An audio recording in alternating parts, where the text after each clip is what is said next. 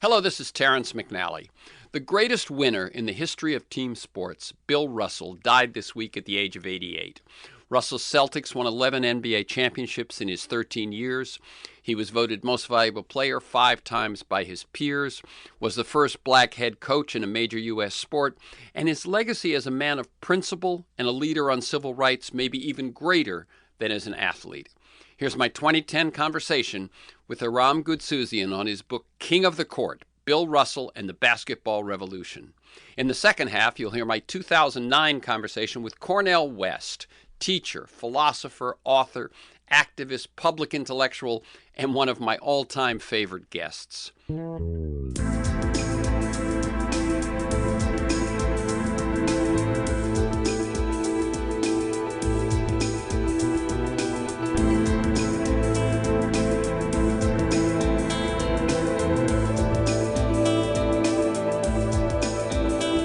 Hello, I'm Terrence McNally, and welcome again to Pacifica and Free Forum.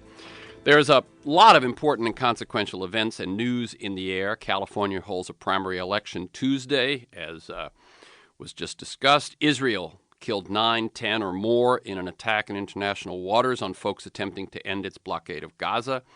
BP's oil continues to gush into the sea and may well do so for another couple of months.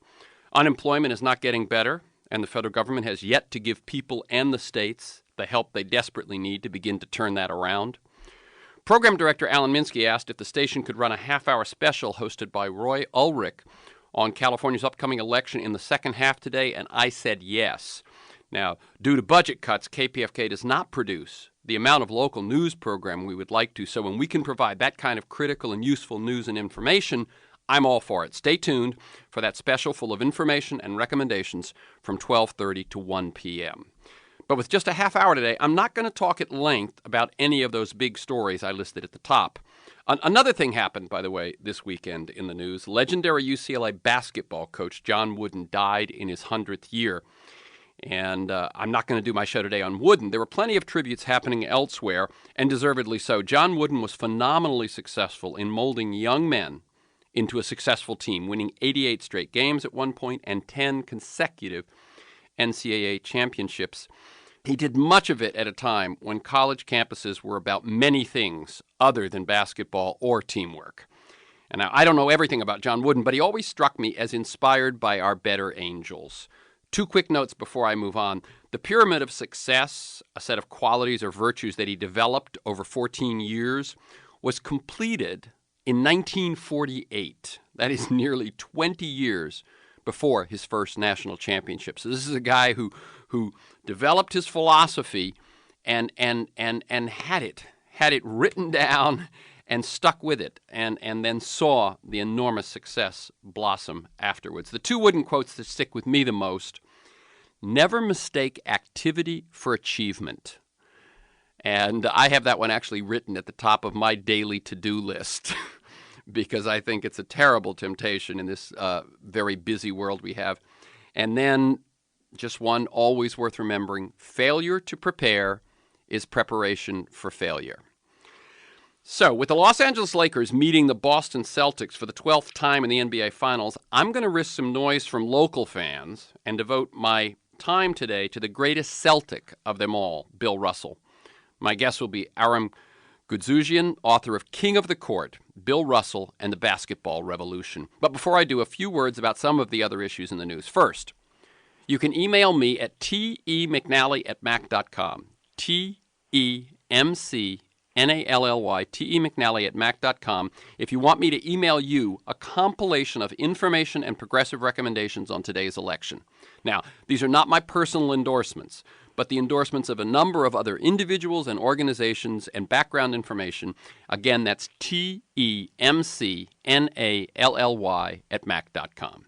You can also go to couragecampaign.org, couragecampaign.org, for a similar progressive voters guide, though not as inclusive or thorough as the one that I will send you. Now, 3 propositions you must pay attention to. Prop 16 and 17 are each conceived, bought, and paid for by individual corporations, PG&E for 16 and Mercury Insurance for 17. No matter what the ads say, follow the money. I would say vote against a proposition that is 99 or 95% backed by one corporation.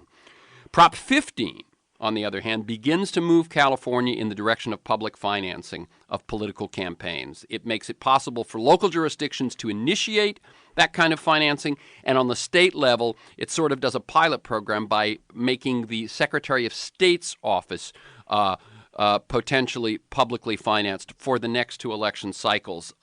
This public finance of campaigns, anyone who listens to this show knows, is the reform I believe most essential to restore any semblance of citizen democracy to this state or this nation. So that's Prop 15. Now, regarding the deadly Israeli commando raid on the flotilla attempting to bring international pressure on Israel to end the blockade of Gaza, as well as bring humanitarian aid into Gaza. If you do not think you are getting the real story in U.S. mainstream media, you might check out a few other outlets, and I'm just going to give you a few here. One is Global Voices Online, one word, globalvoicesonline.com, which is a website that presents bloggers from all over the world. I can't, vouch for who's in charge or anything, but at least it's a wide range of opinion. Globalvoicesonline.com. Guardian.co.uk. That is the Guardian of London, which I find, it's a mainstream paper in the UK, a progressive or left of center mainstream paper, but at least it's a very good journalistic organization who gives you a non-U.S. point of view, and I find quite useful. Guardian.co.uk, AlJazeera.net, AlJazeera.net, AlJazeera.net. I don't suppose I have to say too much about who that is. Indiemedia.org, Indie, INDYMEDIA.org. Indiemedia.org is indie media organizations around the world and in different cities. Alternet.org, ALTERNET, Alternet.org. It's a place where I publish, Maria Armoudian publishes. I've seen others of Sonali Kohartkar publishes. There's a number of us that often take what we do on the air, turn it into print, and publish it at Alternet. Alternet, I find a very useful source of information, alternet.org. And, of course, democracynow.org, who has been on this story and has a very vital website. Those same outlets are probably good sources of info regarding BP's oil gusher in the Gulf, along with grist.org, G-R-I-S-T, grist.org. By the way, let's get into a new practice here. Let's not call it the oil spill or the Gulf oil spill. Let's make sure to always include BP in whatever we call it. It's BP spill, BP's gusher, BP's leak, BP's catastrophe, okay? That's your homework. From now on, spread the word. This is not a Gulf disaster. This is a BP disaster. And also, in terms of the BP Gulf disaster, there's an interesting website, ifitwasmyhome.com. One word, ifitwasmyhome.com has a tool to help you visualize how big the area of the spill is. And currently it is as big as Massachusetts, Rhode Island, and Connecticut combined. It is as big as the nation of Costa Rica, and it is much bigger than the nation of Israel. Ifitwasmyhome.com. Regarding jobs, I'm amazed and disappointed at Washington's response. Action that creates jobs will certainly create more jobs, as well as votes. Contact Congress and the White House daily. Just tell them jobs must be priority number one, certainly from now till November, and even more importantly, from now until things turn around. Now, to Bill Russell. By the way, you're listening to Free Forum on KPFK. I'm Terrence McNally, and I'm about to bring in my guest, ARAM GOUDSOUZIAN. Bill Russell was not the first African-American to play professional basketball, but he was its first black superstar. He preceded Wilt Chamberlain by a couple of years. In 1956, Bill Russell won the second of two straight NCAA championships with the University of San Francisco. An Olympic gold medal, the U.S. winning by an average margin of 53.5 points a game, and he made his NBA debut with the Boston Celtics. From the moment he stepped onto the court of the Boston Garden, Russell began to transform the sport in a fundamental way, making him really more than any of his contemporaries the Jackie Robinson of basketball. His leaping, wide-ranging defense altered the game's texture both on defense and offense. His teams provided models of racial integration in the 50s, 60s, and in 1966 he became the first black coach of any major professional team sport.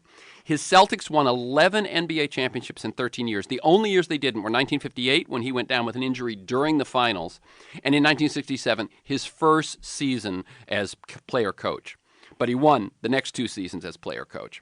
Like no athlete before him, with the possible exception of Jack Johnson, Russell challenged the politics of sport. Instead of displaying appreciative deference, he decried racist institutions, he embraced his African roots, he challenged the nonviolent tenets of the civil rights movement. As the Celtics prepare to play the Los Angeles Lakers in Game 2 of the NBA Finals tonight at 5 p.m. Pacific, 8 p.m. Eastern, I welcome ARAM GOUDSOUZIAN to talk about Bill Russell. On Free Forum, we explore the lives, the work, the ideas of individuals that I believe have pieces of the puzzle of a world that just might work. We look at new, innovative, provocative approaches to business, environment, health, science, politics, media, and today's sports, all because I believe we can do better, and I want to find out how. ARAM GOUDSOUZIAN is an assistant professor of history at the University of Memphis, teaching courses in African American history, including the history of the civil rights movement and the black athlete in American history.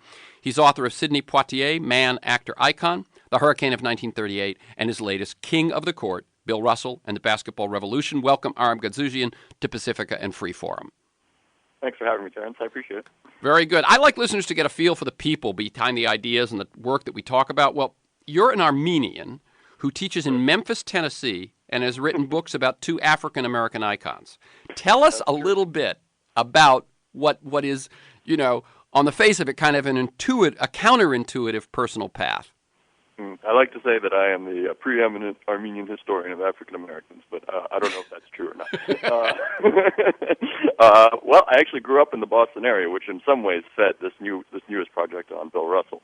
And of course, there's a large Armenian community there, as there is, of course, in Southern California. Yeah.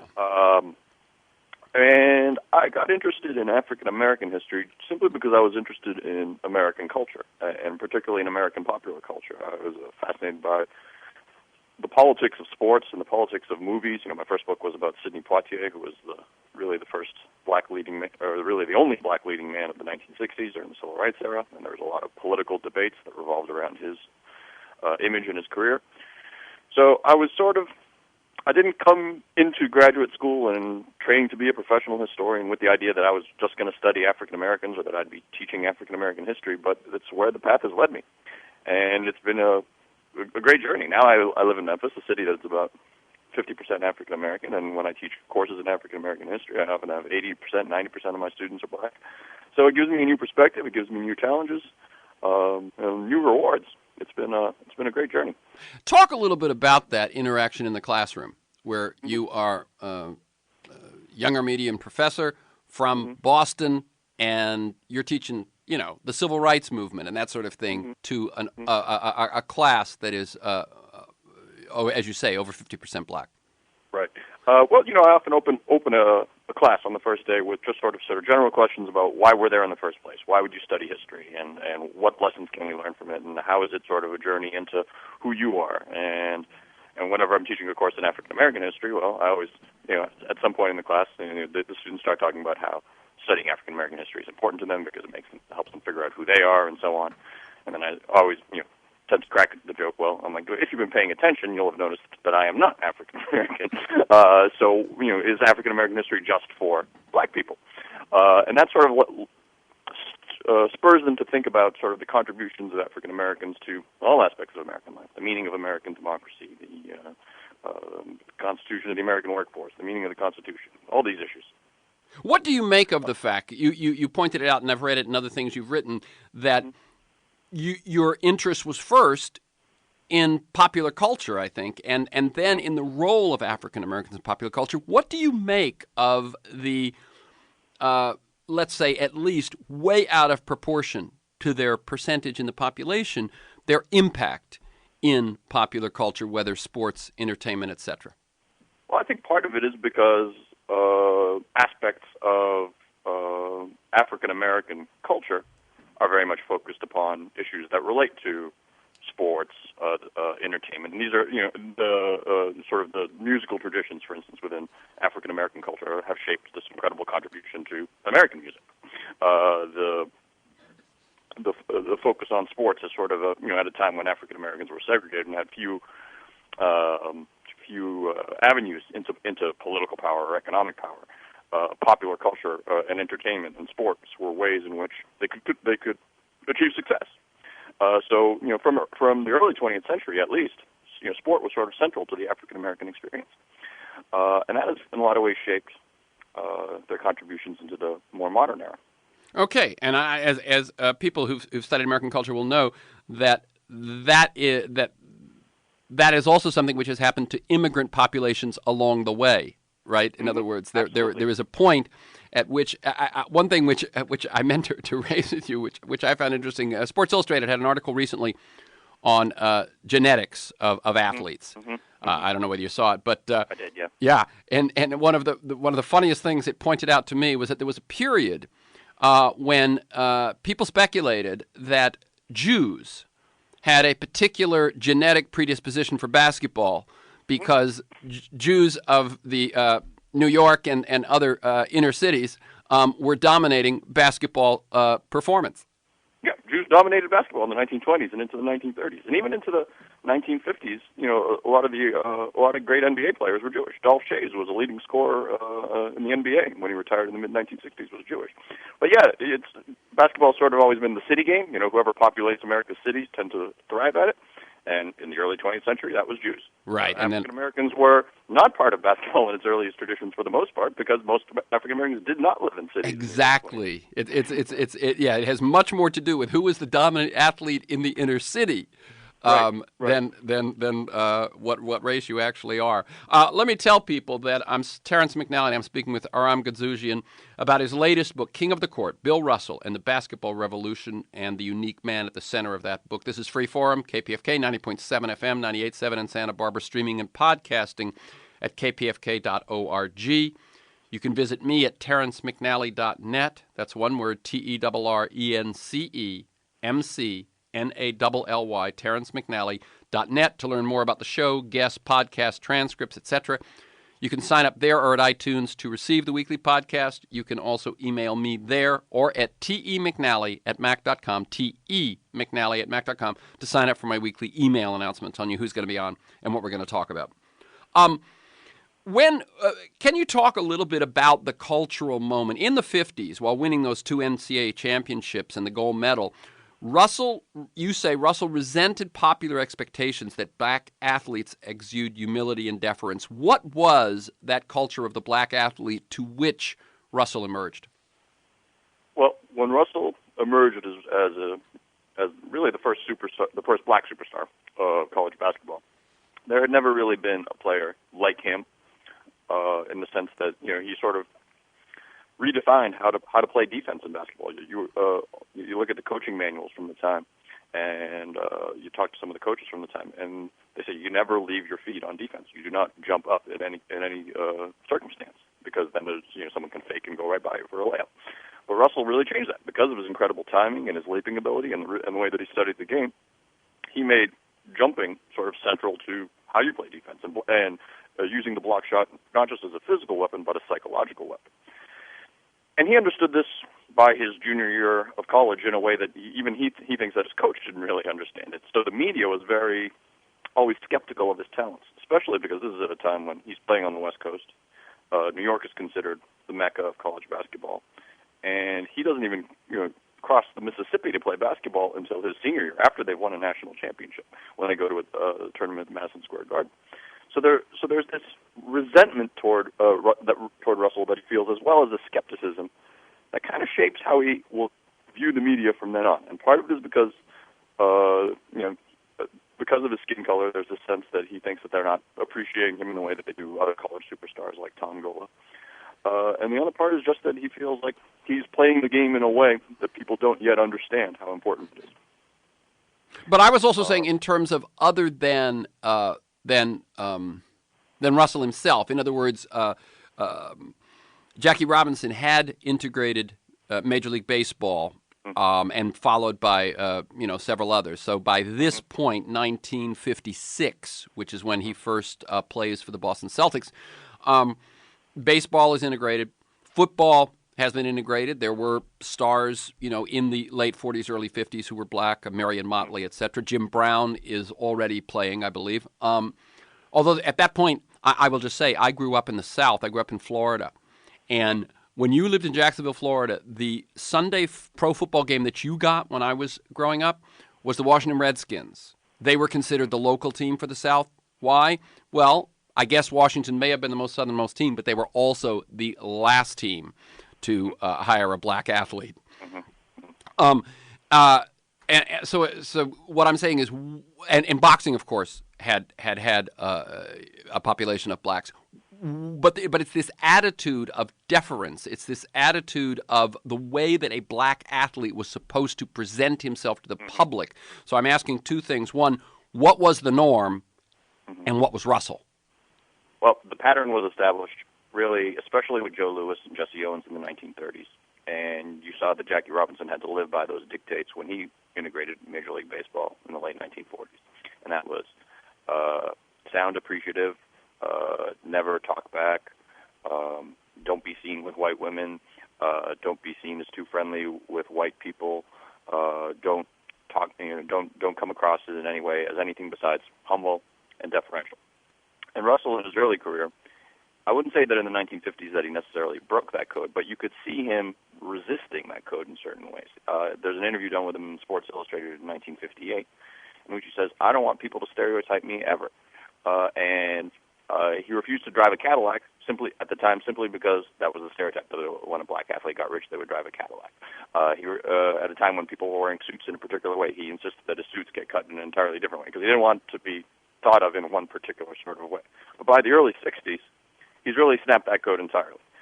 He's blaming the NBA for having a racial quota, that no team has more than 4 or 5 blacks on each roster. This is in 1963-64.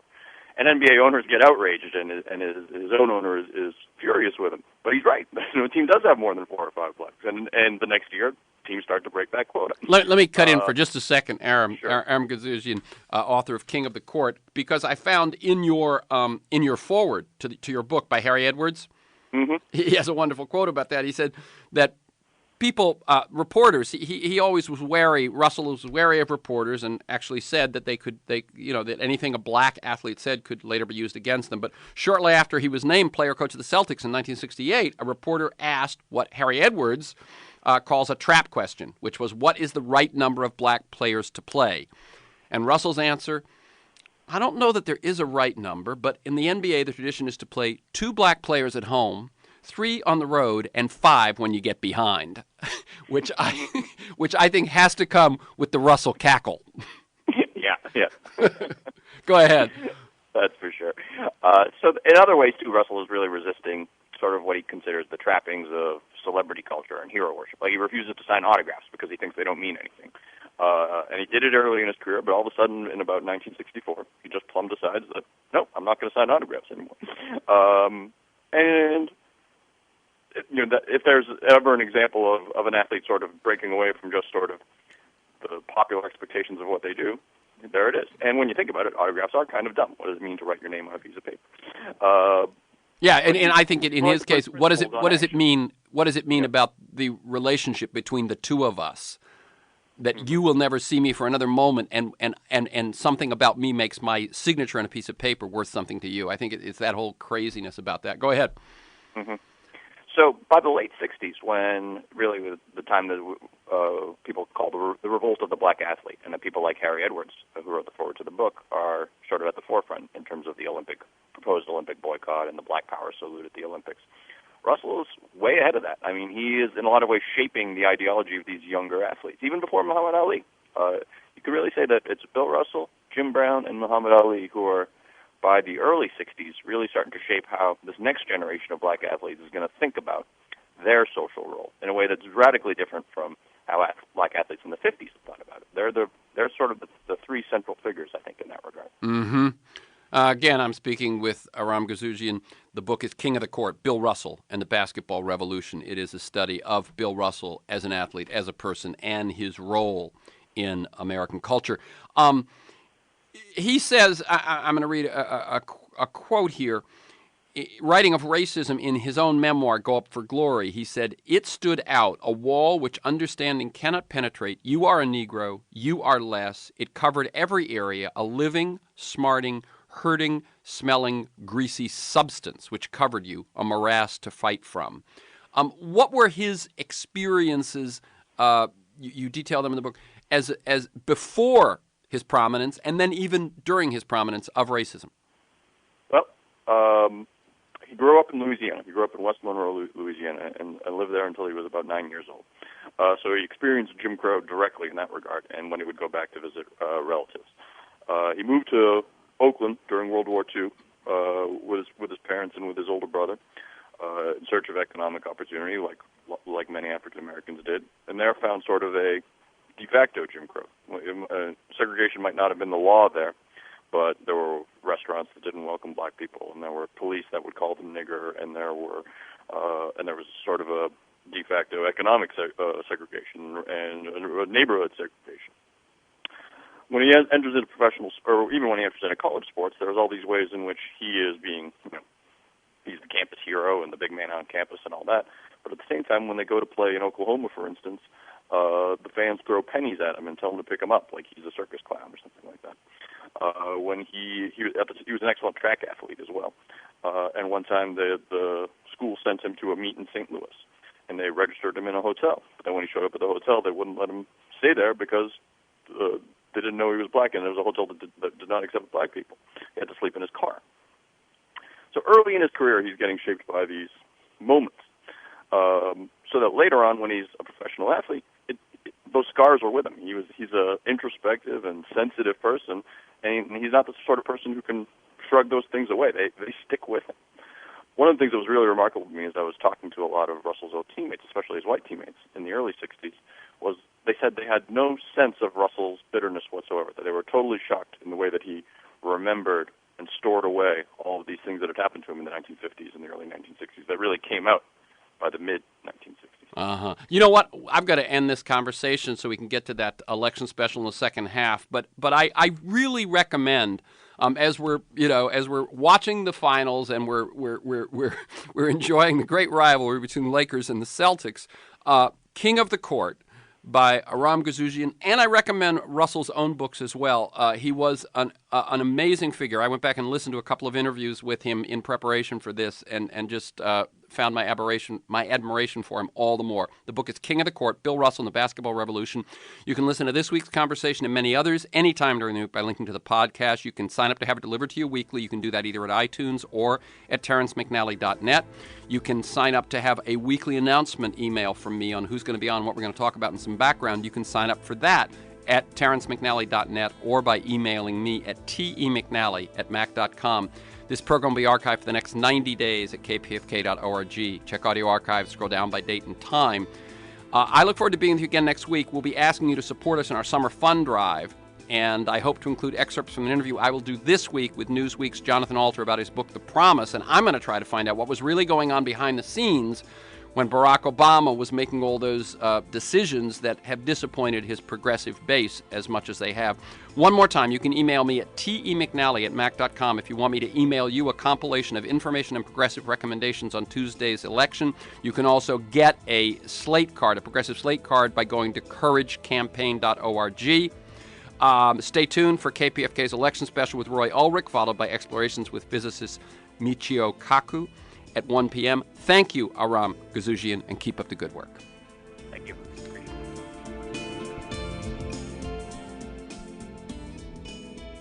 This is Terrence McNally. In the second half, you'll hear my 2009 conversation with Cornel West, teacher, philosopher, author, activist, public intellectual, and one of my all-time favorite guests on his memoir, Brother West.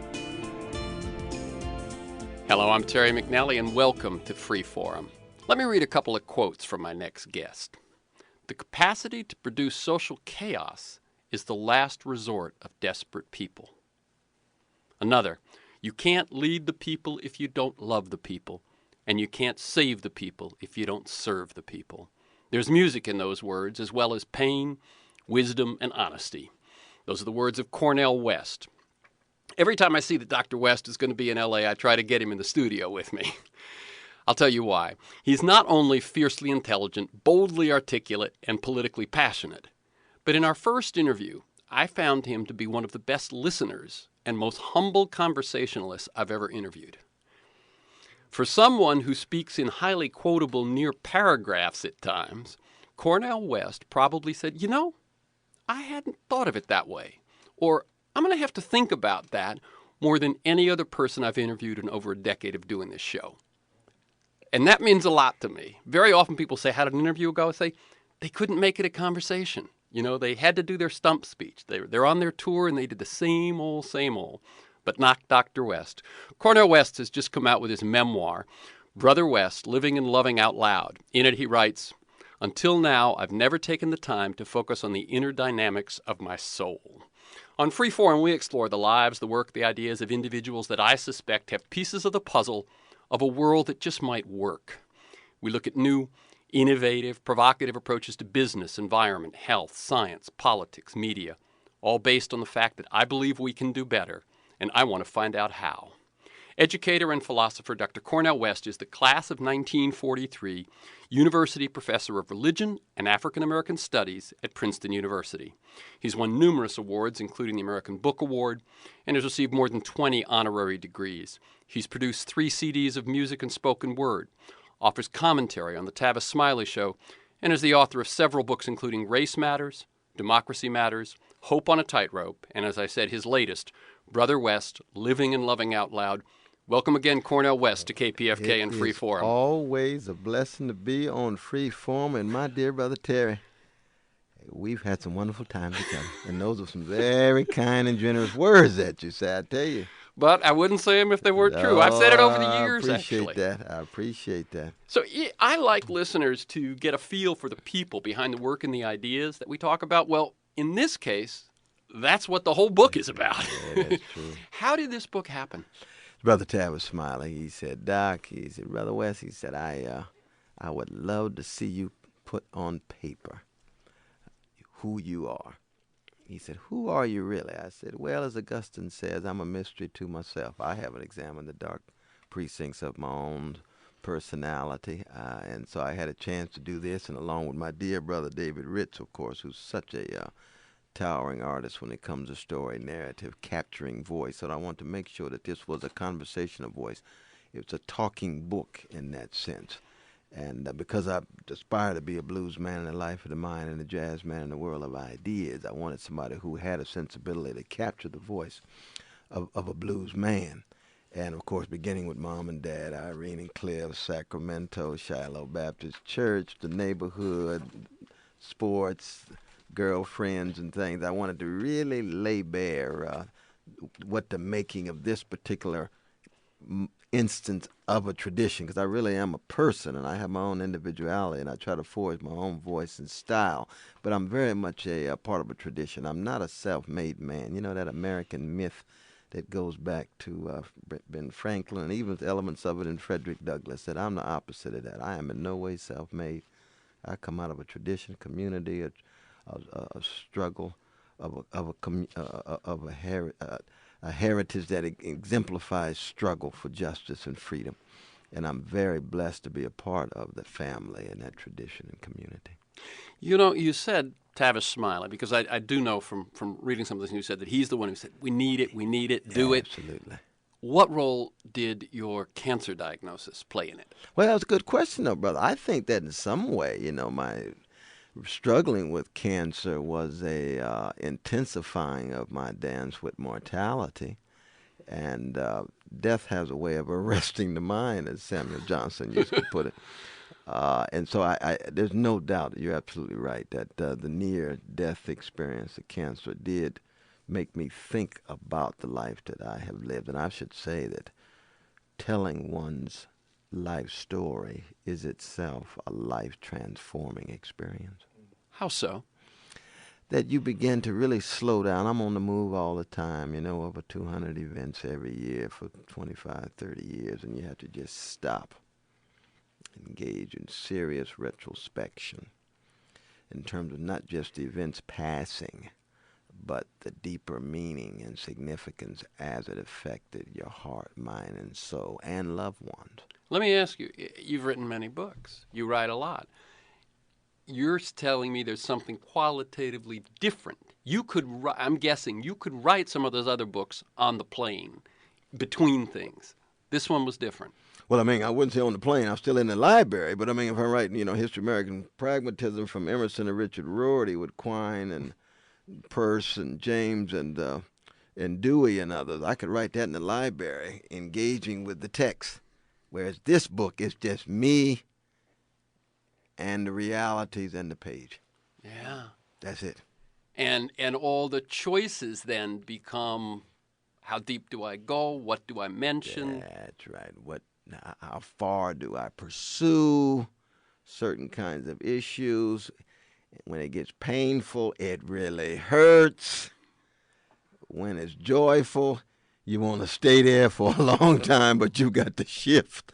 So you're absolutely right. It's a very different kind of process. And I'd always vowed that I would hold off on doing something like this because, I don't know, maybe just my Christian formation, that a preoccupation with self for too long leads toward a kind of narcissism and a egocentrism that I abhor. And so I had to somehow walk this balance between telling a story about myself that reveals the degree to which I am tied, intertwined, entangled with mom, dad, sisters, brothers, friends, comrades, and so on. But on the other hand, I did have to focus just on me, too. Yes. And for people who just heard us mention cancer but don't know how it turned out, your original word was much more threatening than luckily it turned out, correct? Absolutely. Well, when I found out about the prostate cancer, they said you had the most aggressive form. It's the last stage. You might have a few months to live. And I said, ooh, wow, I better slow down. And I said to myself, well, I've been invited to the banquet of life for 48 years. I had an abundance of blessings, so I can't get greedy about this. If it's time to go, it's time to go. I accept my fate. If that's God's will, that's cool. I've already lived such unbelievable life that death cannot in any way rob me of the joys I've already experienced and the love I've already had. On the other hand, I said, I've got to gear up and fight, because I do love life now. I love to live, even though I'm blessed to live. And thank God, Brother Peter Scardino, one of the finest of doctors in the country dealing with prostate cancer, went in, radical surgery. 6 hours later, I'm bouncing back, and here I am, still going and borrowed time, even though we all got a death sentence in time and space. Sooner or later, you got to go, right. But not at the moment. Right, born astride the grave, right? Yes, that's Samuel Beckett. That's my dear Beckett. You can you, to jump from yourself? Well, wait, no, let's stay with yourself a little bit more. You say that this book really began in a church in Sacramento. Tell us a little about that. Yeah, I think I wanted to start actually after giving people a sense of my travels and so on, because I'm on the move all the time. I don't think I've spent one weekend in Princeton ever in my life. And let me just cut in for people who haven't seen the documentary An Examined Life, which you're one of the philosophers that they interview in that. Yours actually, I think, is in a moving car. That's true. Even in that. That's true. I was You're on my way moving. to a lecture. I was on the way. You're absolutely. Well, we had a lot of fun with Sister Taylor in that movie.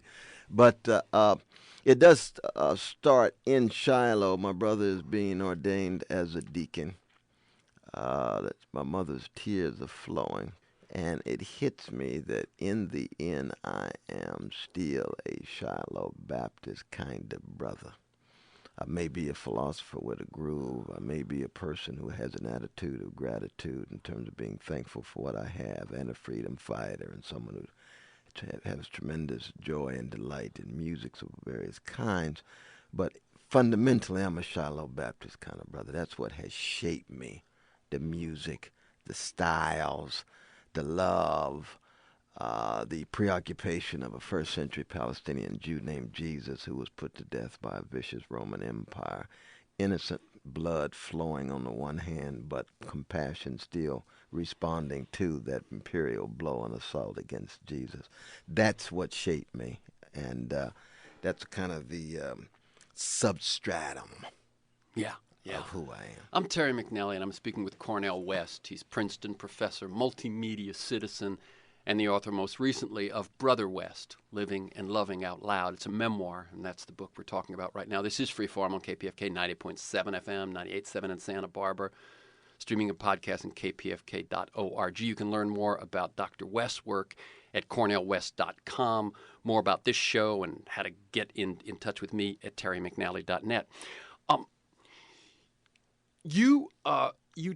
do want to go, the youth, we've got a sense of that a little bit. Let me jump because you and I, as we said off air before we started, share a little bit. I got to Harvard in 1965, and though I am white, I know I was an affirmative action kind of a kid.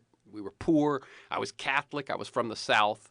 And I remember being so intimidated by the folks who'd come from the prep schools and what I had walked into. How about yourself? Intimidated might be too strong a word. I just knew that they came from another planet. There's no doubt about that. I mean, they were human, but there was an alienness about them, their style and their sometimes a confidence that verged on arrogance. And here I'm from Sacramento, California. I'm very kind of comfortable in my skin. I knew it was going to be a challenge because my public high school was in no way commensurate with Exeter or Andover or Choate and so forth. You know. But on the other hand, I always felt I had something to bring. You know what I mean? I guess part of it just had to do with, I had Curtis Mayfield and the White Brothers had the Beach Boys, and I just thought Curtis was deeper than Brian Wilson and company, as much as I appreciate Wilson and the boys. So that I always knew I had something to bring, even as I had to be open to learn and listen. And that's what Harvard was as it was for you. Marx and Weber and Durkheim and Kant and Hegel and Nietzsche and Schopenhauer and Plato and Aristotle and Descartes and Hume. I'm just like, oh my God, it's a whole new world. Yeah. And the other students. The students it was themselves. Like, whoa, the challenge, the creative tension just of that. Absolutely. Yeah. But one of the things that I noticed at Harvard was I always felt as if, at least at that time, that many of we young black folk, we had a certain spiritual depth and a certain kind of moral sensitivity that gave us that was a source of strength. So even the folk who had been exposed intellectually, you got the feeling they were socially underdeveloped. And they were spiritually, if not impoverished, on the verge of it. And so there was an interesting kind of give and take that took place. And of course I just use the music as one indicator, but there's other ways as well. No. How you relate to people, how you negotiate in context, how do you respond to new circumstances. That's and right. so The forth. truth is that folks like us were new to them. Exactly. And see, they had been in that same bubble from 7th grade. That's You go from Exeter all the way to Harvard, that's the same bubble. Yeah. You and I, we in a different situation. Yeah. You're from the South, white brother, Catholic, you going into WashDom. I'm black, Sacramento, I'm going into WashDom, but it WASP elite. Yeah. And, we knew that we had much to learn from them, but they had something to learn from us, too. Absolutely. I had Skip Gates in here a few years ago. We talked about his experience as well. As I'm sitting here talking to you, I'm reminded of his recent experience. And in reading an interview, you said that you actually were questioned about a crime while at Harvard. Oh, I almost went to jail. They had charges of rape against me and two of my roommates. A white sister who had been raped, and we were put on a line, and the police actually put pressure on the sister, saying, one of these three did it. She said, no, a Negro did it, but not these Negroes. And I salute that white sister. She was courageous in her bearing witness to truth and justice, because I'd been in a cell right now, probably. Yeah. So in that regard, the issue of arbitrary police power has always been a crucial issue in poor communities and in poor black communities, poor brown and so forth. And you can't just end it with a beer summit and think it's over. This is very real. You want to find out the facts, make sure everybody's treated fairly.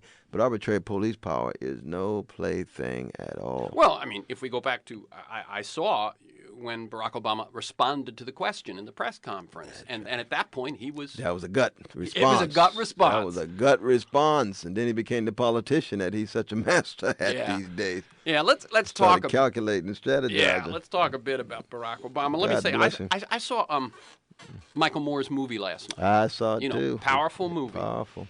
My fiancée said the moment that was the saddest for her was watching how excited people were the night Barack Obama was elected. Yeah. Share a little bit, if you would, Cornel West, about your feelings that night and your feelings today. Yeah, well, I mean, I was ready because I draw a radical distinction between the symbolic and the substantial. That as a critical supporter of Barack Obama, engaged in over 50 events from him from Iowa to Ohio, I knew that at a symbolic level something could happen that was unprecedented, and it did happen. And at that symbolic level, I can understand the tears, I can understand the jubilation, I can understand the euphoria. But I always knew that there was a sense in which him now heading the American empire, tied to the shadow government, tied to CIA, FBI, tied to the establishment waiting to embrace him.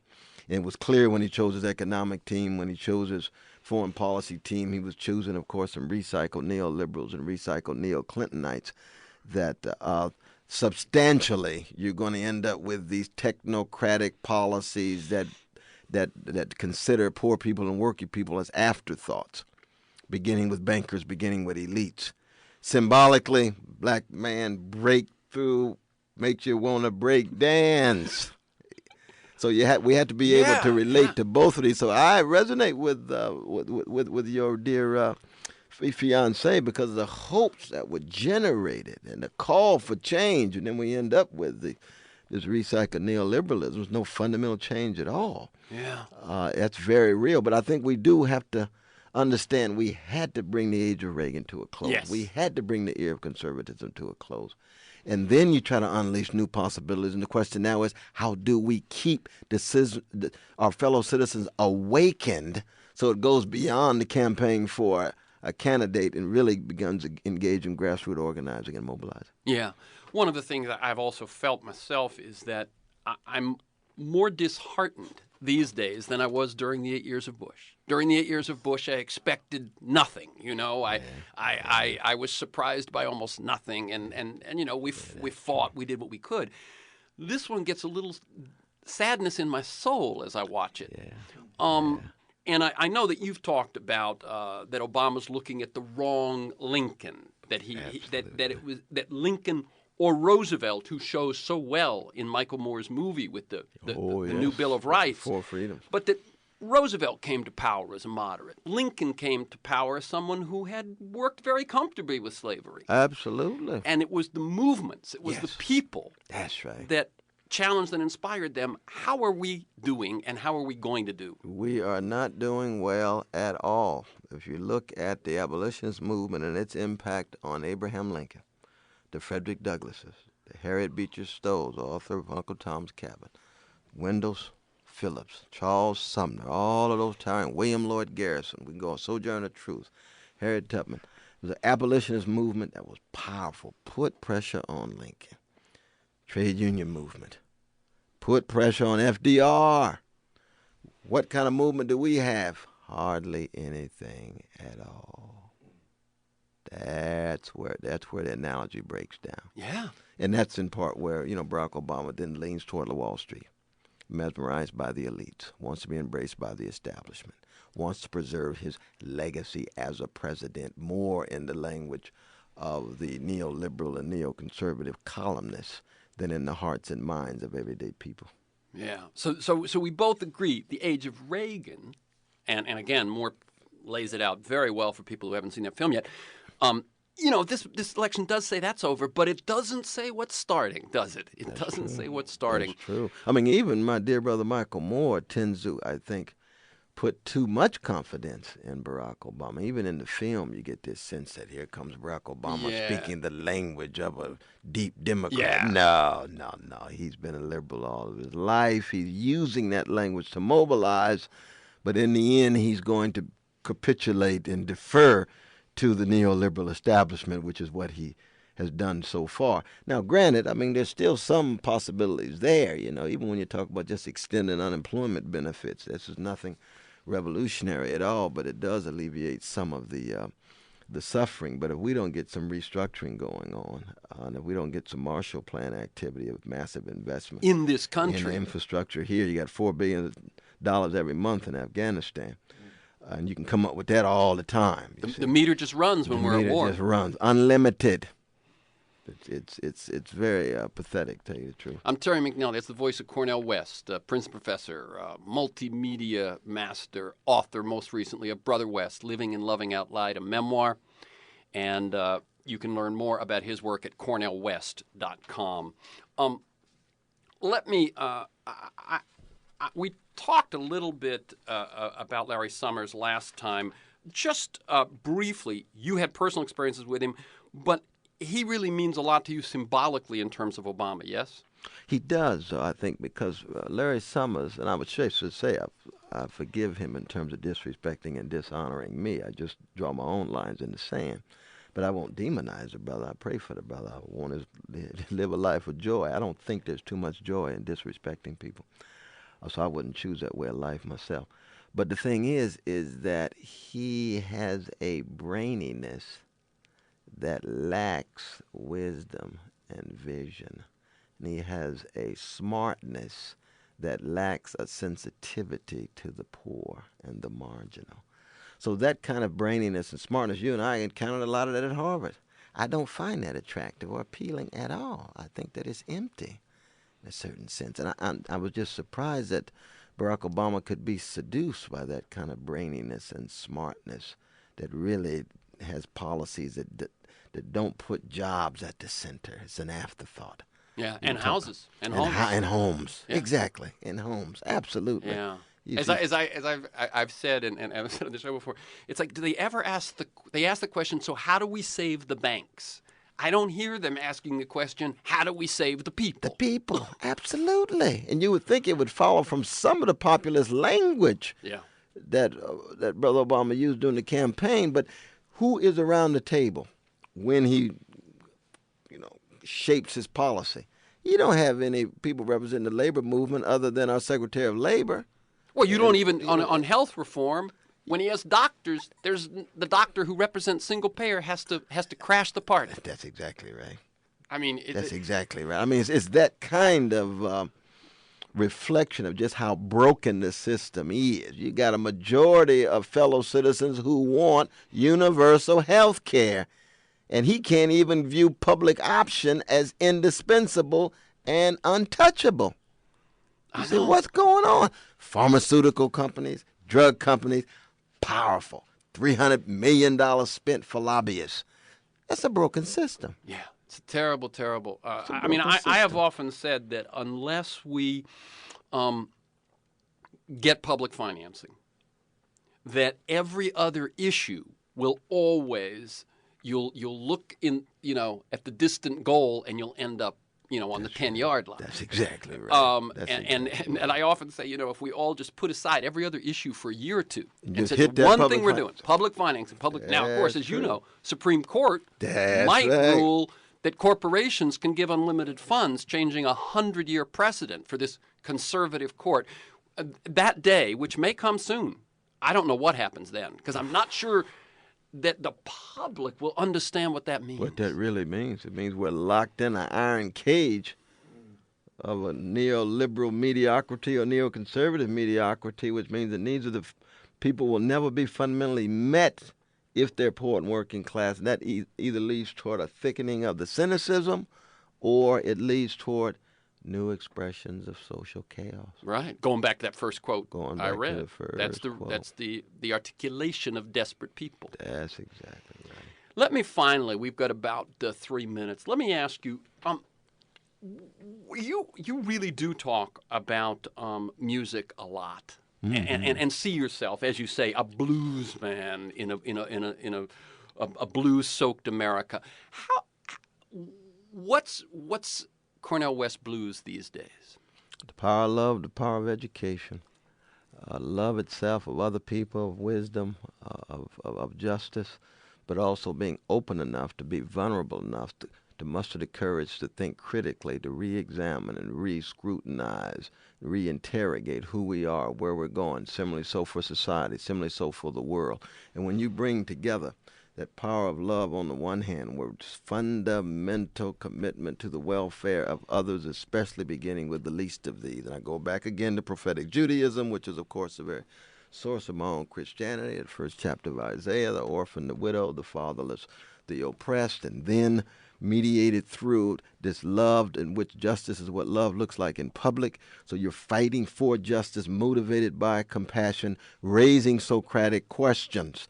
And blues, for me, is the lyrical expression of that power of love and that power of awakening that's associated with deep education. And so I am a blues man in the life of the mind and a jazz man in the world of ideas, and blessed to be a part of a great tradition. And that can go from Louis Armstrong to Stephen Sondheim or Harold Arlen or Tennessee Williams and literary blues, B.B. King, Toni Morrison, Ralph Ellison, James Baldwin.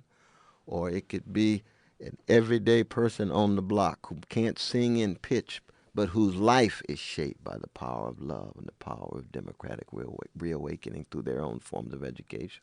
And I'm listening to the people you say fall in this pantheon of blues.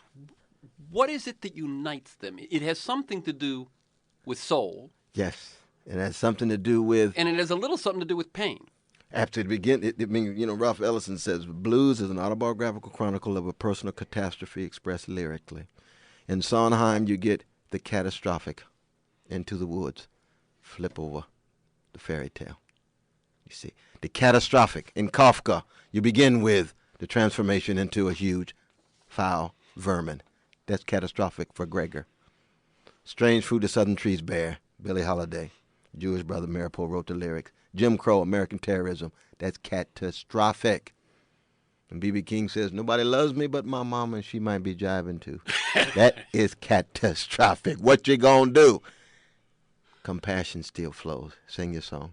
Great. Keep moving. Thank you. Thank you so much, my dear brother Cornel. Terry. Again, always a blessing, man. His website is CornelWest.com. The new book is Brother West, Living and Loving Out Loud, a memoir. You can listen to this week's conversation, many others, anytime during the week by linking to the podcast. You can also sign up to have it delivered weekly for podcasts, articles, transcripts. Join me in pursuit of a world that just might work at terrymcnally.net. And you can sign up there for my weekly announcement or email me at temcnally@mac.com. Tell me you want to get that weekly announcement. This program is going to be archived for the next 90 days at kpfk.org. Check audio archives, scroll down by date and time. Thank you to G, my engineer, Stan Mizrahi in production, Matt Perez in traffic. To you, my listeners, I look forward to being with you again next week. Cornel West, keep up the good work. You keep up the good work, my brother. Thank you. I love you much, man.